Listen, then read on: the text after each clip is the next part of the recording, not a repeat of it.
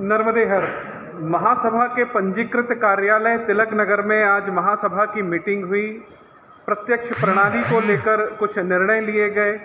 प्रत्यक्ष चुनाव हो, सदस्यता अभियान कैसे चलाया जाए, इस पर निर्णय लिया और महासभा की एक टीम यहाँ बैठी हुई है। चर्चा करते हैं महासभा अध्यक्ष अनिल शर्मा जी से। और भैया नर्मदे हर, आज महासभा ने अपने अधिकृत कार्यालय का सदुपयोग किया और प्रत्यक्ष प्रणाली को लेकर कोई चर्चा हुई है? प्रत्यक्ष प्रणाली के चुनाव पे और आगामी आपकी योजनाओं पे चुनाव कब होंगे? भैया, हम लोगों ने 2 महीने पहले ही एक सभी इकाइयों से चर्चा करके उनका समर्थन मांगा था प्रत्यक्ष के रूप में। तो करीबन 41 इकाइयों का समर्थन लेटर आया है हमारे पास। 44 में से 41 इकाइयों ने दिया है और उसमें 3 या 4 इकाई ने कुछ समर्थन दिया है। तो करीबन 37 इकाइयों का बगैर समर्थन के हमको सहमति आ गई है कि हम प्रत्यक्ष प्रणाली की ओर आगे बढ़ें। और आज उसी विषय पर हमने चर्चा करते हुए सोचा है कि हम प्रत्यक्ष चुनाव ही कराया जाए। महासभा के प्रत्यक्ष प्रणाली के रूप में चुनाव करें तो पूरी जो समाज जन चाहते हैं हम उसी को, हम तो समाज के नागरिकों के साथ चलना चाहते हैं, समाजजनों के साथ। और सब समाजजनों की 80% लोगों की इच्छा है कि प्रत्यक्ष प्रणाली से चुनाव हो। मतलब फाइनली आप समाज के साथ में हैं, समाज हित में प्रत्यक्ष चुनाव ला रहे हैं, मगर बगैर संविधान संशोधन के क्या पॉसिबल होगा? भैया, उसी के लिए हमने 36 जो इकाइयों से समर्थन मांगा था और जो हमको समर्थन मिला है, करीबन 90% हमको इकाइयों का समर्थन मिला है। उस हिसाब से हम एक सोच रहे हैं कि आज भी हम लोगों ने मीटिंग करी, उसमें हमने निर्णय लिया कि हम प्रत्यक्ष रूप में ही चुनाव कराएंगे और उसके लिए हम एक आम सभा बुलाएंगे जो सभी इकाई अध्यक्षों सबकी सहमति लेके आम सभा में उसको हम संविधान में मतलब वो कर डाल देंगे।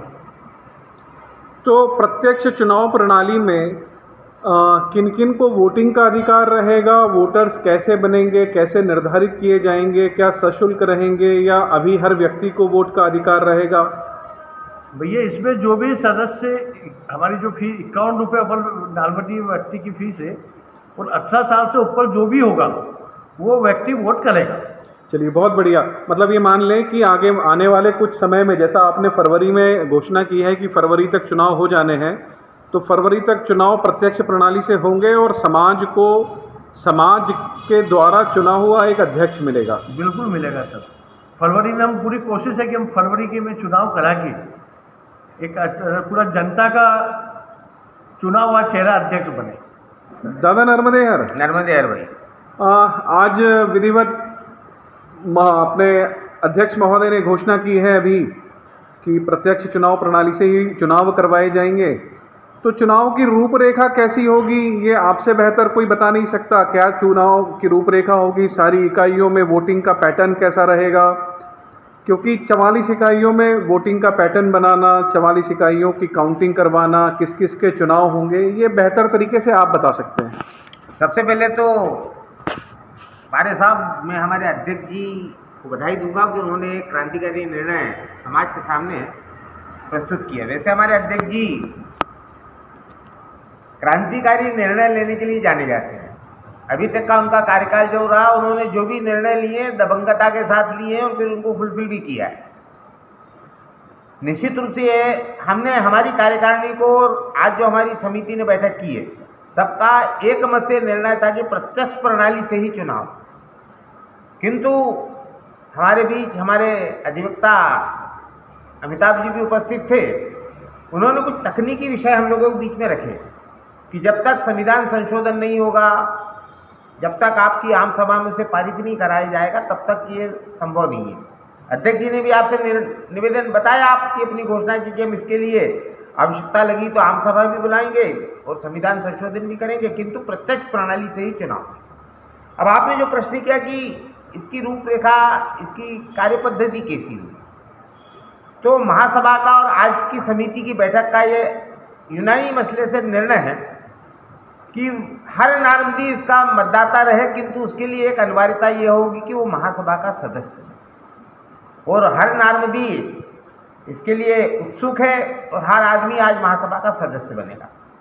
एक प्रश्न यह आया कि जो पूर्व में सदस्य बने, जिन्होंने आज से 10 साल, 20 साल, किसी ने 50 साल, किसी ने 75 साल पहले सदस्यता ली है, उनका क्या होगा? तो हमने संविधान में संशोधन, जो हमारा संशोधन प्रस्तुत है फंड एंड सोसाइटी के सामने, उसमें हमने विधिवत निर्णय ले चुके हैं कि हर 10 वर्ष में सदस्यता का नवीनीकरण होगा। ये हमारा निर्णय पूर्ववत है। और जिन इकाइयों की सदस्यता 10 वर्ष से पूर्व की हुई है, उन सभी को अपनी सदस्यता का नवीनीकरण कराना पड़ेगा। जो अभी निकट भविष्य में जो नई इकाइयाँ बनी हैं, वहाँ पर उन्हीं सदस्यों के लिए सदस्यता अभियान चलेगा जो नए उस इकाई में सदस्य के रूप में जुड़ने वाले।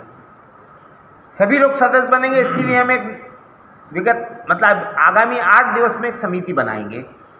राष्ट्रीय स्तर पर सदस्यता अभियान का एक प्रमुख महासभा मनोनीत करेगी, उसके हम सहसंयोजक भी उनके साथ रखेंगे। अब आपने चुनाव प्रणाली के बारे में बात, प्रत्यक्ष चुनाव प्रणाली अपने आप में एक चुनौती है, और एक साथ पूरे समाज में चुनाव कराना अभी हमारी इतनी हमारा सामर्थ्य भी नहीं है कि हम एक दिन में पूरे देश भर में चुनाव करा लें।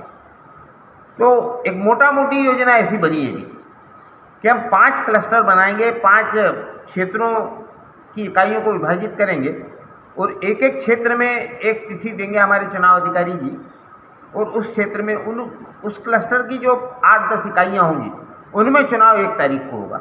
नेक्स्ट डेट में अगले क्लस्टर की इकाइयों का चुनाव होगा। ऐसे क्रमबद्ध तरीके से 5 क्लस्टर्स में चुनाव होंगे, और उसके बाद उनका एक स्थान पर मतगणना होगी और नतीजे घोषित होंगे। चुनाव जो है वो 4 पदों के लिए वर्तमान में तय हुआ है कि महासभा अध्यक्ष जी, महिला संगठन की सम्मान्य अध्यक्ष महोदया, और युवा संगठन के युवा अध्यक्ष एवं महिला अध्यक्ष, इन 4 पदों के चुनाव महासभा के लिए होंगे। इसी के साथ सारी इकाइयों में उसी दिवस अपने इकाई का भी निर्वाचन होगा, क्योंकि गत चुनाव के समय भी हमने सारी समय 36 इकाइयाँ थी, हमारे चुनाव अधिकारी जी ने पूरी मुस्तैदी दिखाते हुए सारी 36 इकाइयों में चुनाव करवाए थे। इस बार भी हम सारी इकाइयों में एक दिन में, ताकि चुनाव की जो आज देश भर में एक राष्ट्र एक चुनाव के जो अभियान चल रहा है, नारदी समाज उसका श्रेय लेना चाहता है, और हम ये चुनाव को अमली जामा पहना करके हर इकाई से लेकर के राष्ट्रीय स्तर तक का चुनाव निर्धारित तिथि को। मगर जो प्रवासी इकाइयां हैं और अगर अप्रवासी नार्मदीय कोई वोट देना चाहते हैं, तो उनके लिए अभी कोई प्लानिंग है? हाँ, निश्चित रूप से उनके लिए प्लानिंग है। वैसे हमारा अभी एक प्रयोग हम करने की सोच रहे हैं, ये निर्णय नहीं है। प्रयोग ये हो सकता है कि युवा महासभा अध्यक्ष एवं महिला युवा महासभा की जो अध्यक्ष होंगे, उनके चुनाव हम एक प्रयोग करने की कल्पना है। हो सकता है सफल हो, हम अभी पक्का निर्णय बाद में लेंगे, किंतु हमारी ऐसी एक समिति ने आज निर्णय लिया है कि इन दोनों पदों के चुनाव हम ऑनलाइन कराएंगे। और इसी के साथ ये निर्णय पक्का मानिए आप कि जो लोग किसी इकाई में, मतलब जैसे अब नागपुर के जो बेचारे प्रवासी लोग हैं, या जो बंगलोर में हमारा साथी नार्मदी रहता है, जो आज पुणे में रहता है, दिल्ली में रहता है, ऐसे दूर, या आज अब्रॉड में रहते हैं, कोई अमेरिका में रहता है, इंग्लैंड में रहता है, वो भी नार्मदी है, वो हमारा सदस्यता लेगा तो निश्चित रूप से उसको मतदान का अधिकार होना चाहिए, उसको मिलेगा। इसके लिए हम उन लोगों के लिए ऑनलाइन सदस्यता की हमारा प्रोफार्मा बन चुका है, हमारी योजना पूरी बनी हुई, उसी योजना के आधार पर उन लोगों से मतदान करें। मतलब ऑनलाइन ऑफलाइन दोनों प्रणालियों को आप लागू कर सकते हैं, ये आपकी जो मीटिंग होगी उस पर निर्धारित किया जाएगा। बहुत बढ़िया। मतलब कुल मिला के समाज इस बार प्रत्यक्ष चुनाव प्रणाली को देखेगा? जी, निश्चित रूप से, चाहे वो ऑनलाइन हो या ऑफलाइन हो। कुछ इकाइयों में जहाँ पे अभी स्थिति ऐसी है, कुछ क्षेत्र जो इकाइयों से जुड़े हुए नहीं हैं, उदाहरण स्वरूप मैं किसी का नाम नहीं लूँगा, मगर आपने शायद सुना होगा, उन क्षेत्रों का क्या होगा? नहीं, देखिए, हर जगह विसंगति आपको मिलेगी। हम कोई अपने आप को पूरा, आज कोई मानव अपने आप में परिपूर्ण नहीं है, हमारे में भी कमियां हैं। हमारी जानकारी में ऐसे कुछ क्षेत्र हैं जो आज किसी इकाई से नहीं जुड़े हुए।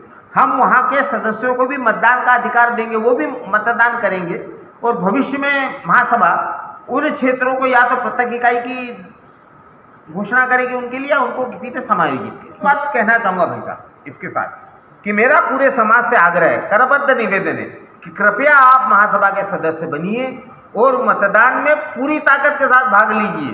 हम सब पढ़े लिखे वर्ग का प्रतिनिधित्व करते हैं, हर आदमी अपना दायित्व समझे, मतदान मतलब सदस्य बने और मतदान करें।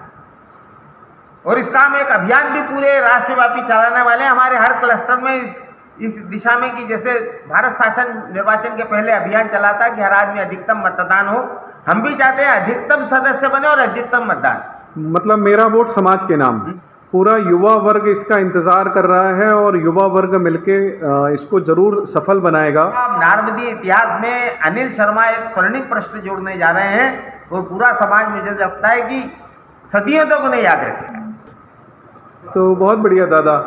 वास्तव में जो प्रत्यक्ष प्रणाली लागू करेगा वो एक इतिहास बनाएगा और इसमें जो भी इस बारी महासभा में अगर अनिल भाई और आप लोग मिलके प्रत्यक्ष प्रणाली लागू करवाते हैं तो 104 साल की इस महासभा का एक नया इतिहास बनने जा रहा है। अक्सर महासभा से युवाओं की एक शिकायत रहा करती है कि महासभा हम लोगों पर ध्यान नहीं देती, न युवाओं पर ध्यान देती।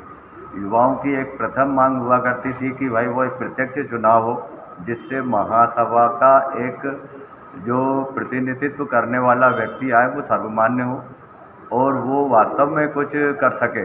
अक्सर ये होता था कि वो जो पुरानी पद्धति थी उससे प्रतिनिधित्व जो इकाइयों की तरह से दिया जाता था वो जाकर ही महासभा का गठन करते थे, तो उसमें अधिकांश संशय बना रहता था कि यार क्या मालूम कैसा व्यक्तित्व आएगा। लेकिन अब युवाओं का ये कहना था कि भाई अगर प्रत्यक्ष प्रणाली से चुनाव कराए जाते हैं तो इसमें प्रत्येक परिजन को अवसर मिलेगा अपना एक नेतृत्व चुनने का। और वास्तव में ये सही भी है क्योंकि यदि प्रत्यक्ष प्रणाली से यदि किसी नेतृत्व का चुनाव किया जाता है तो समाज की संगठन शक्ति एक राष्ट्र में भी अपना प्रदर्शित होगी। और आजकल राजनीतिक क्षेत्र बहुत ज़्यादा बढ़ रहा है और अपना समाज भी उस राजनीतिक क्षेत्र में आगे बढ़ना चाहता है, तो उसके लिए अपने को प्रत्यक्ष चुनाव कराना बहुत आवश्यक है क्योंकि की शक्ति होगी और वो राजनीतिक दलों को बता सकता है कि मेरे पास ये पावर है। आज 50,000 मतों से मैं जीत के आया हूँ या 60,000 मतों से जीत के आया हूँ, तो उसके पास एक शक्ति दिखेगी समाज की। अभी जो 4 जने मिलकर चुन लेते थे और वो मालूम पड़ रहा है कि पूरा समाज उसके साथ में खड़ा नहीं हो पाता था, तो वो अपना राजनीतिक महत्व भी नहीं बना पाता था। अब ये रहेगा कि अपने को राजनीतिक क्षेत्र में भी समाज का महत्व बढ़ना शुरू हो जाएगा। इसलिए प्रत्यक्ष प्रणाली से चुनाव होना बहुत आवश्यक है। आज का युवा इस आधुनिक टेक्नोलॉजी से जुड़ा हुआ है, तो समाज को भी इस अवसर का लाभ लेना चाहिए और उनकी टेक्नोलॉजी का उपयोग करते हुए वास्तव में उसका उपयोग करके समाज प्रगति भी कर सकता है और करना चाहिए। जैसे महासभा के द्वारा युवाओं के जो टेक्निकल जो उसमें माइंडेड है और उनकी जो मांग थी, उनकी प्रतिभा थी, उसको आगे बढ़ाने का हमने काम किया है और जो युवाओं की मांग थी वो भी पूर्ण हो जानी है। बहुत बढ़िया भैया, बहुत सारा धन्यवाद। युवाओं की तरफ से अगर आप प्रत्यक्ष प्रणाली इस बार लागू करवाते हैं तो युवा वास्तव में समाज हित में आगे बढ़ेगा। वोटिंग राइट्स के अगर उसको मिलते हैं तो कुछ ना कुछ बेहतर ही होना है। नर्मदे हर। नर्मदे हर।